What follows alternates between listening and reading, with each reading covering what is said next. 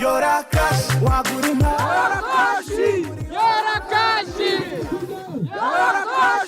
Hano turi mu Gasarenda twaje muri promosiyo ya Yora Cash ya Airtel na Tigo. Tukaba twaje gutanga amafaranga ku banyamahirwe babiri bayatsindiye muri iki cyumweru. Yora Cash warikisi warya cash wowe kome zukine Airtel Tigo umuryango mugari turaguha amafaranga. Kava amahanga kugira ngo ubashe gutsindira amafaranga byagusabye gukoresha amafaranga ngahe? 300. Wabigenze ute? Nakanze akanyenyeri 155 urwego ngura ipaki imesha inotari nk'umunsi wa mbere ubwa kabiri nabwo nuko nabigenje amahirwe ansekera gutyo.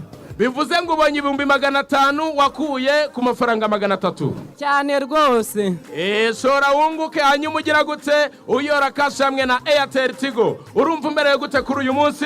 Nge ndishimye cyane byandenze abantu ntago mwabyumva rwose ni ibyishimo birenze. Ibyitanu byaguhindurira ubuzima niryo ukeneye ngo uyore Cash na Airtel Tigo. Andika umubare rimwe wohereze ku 155 cyangwa uhamagara 155 ubona amahirwe yo gutsindira miliyoni imwe buri munsi, miliyoni 2 buri cyumweru, ube wanatsindira igihembo nyamukuru cya miliyoni 20. Yora Cash hamwe na Airtel Tigo, umurongo ukoreshwa na benshi mu Rwanda.